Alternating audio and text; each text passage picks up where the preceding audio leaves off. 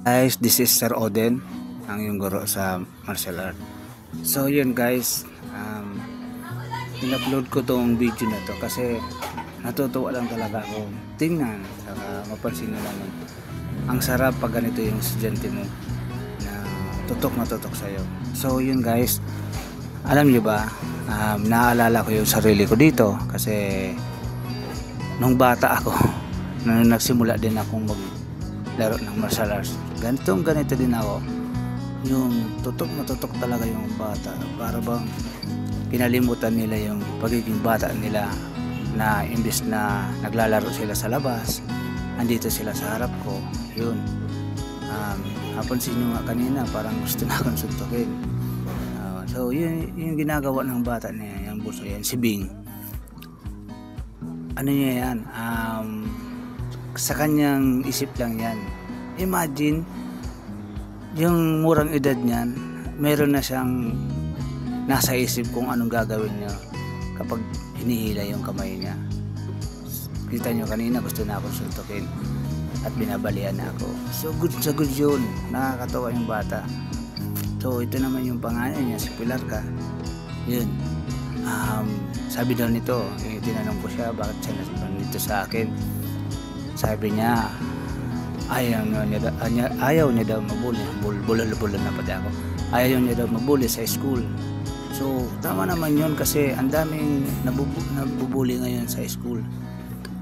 Kaya thank you dito sa dalawa, and thank you din sa ama nito na si Dodong, saka sa mama nila, kasi pambira yung magulang na pinupus yung anak nila na maglaro, saka sinusuportan nila. Kasi siyempre hindi naman biro yung maglaro ng martial arts. Siyempre magbabayad yan, bibili yan ng snack, ng inumin, so magastos yan, pero napakalaking achievement to, martial arts na to.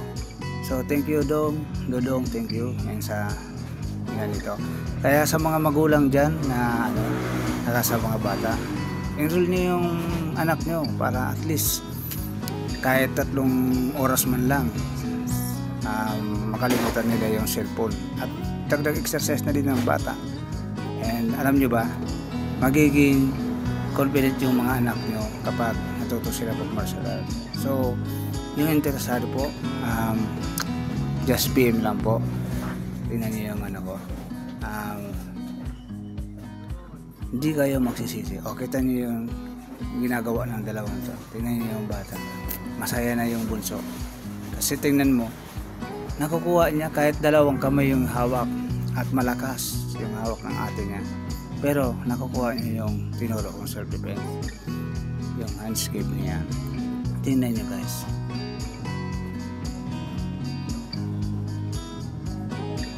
mapansin nyo, tuwang-tuwa sila, para lang sila naglalaro, pero ang ganda na ng natututunan nila.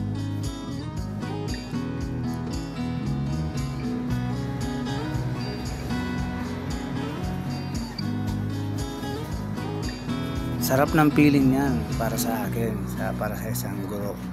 Kasi pag past learner yung estudyante mo, ang sarap ng feeling niyan.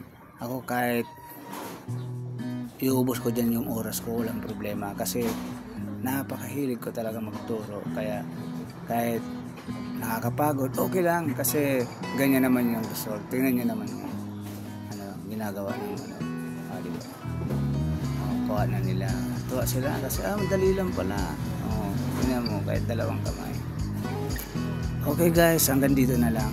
Basta pag yung sayangin nyo pagiging bata nyo, simulan nyo na para pagdating ng panahon malaki na kayo, may tuturo kayo sa anak nyo and sa lahat na pwede nyo turuan, at gagamitin nyo yung martial arts sa mabuti, hindi sa masama.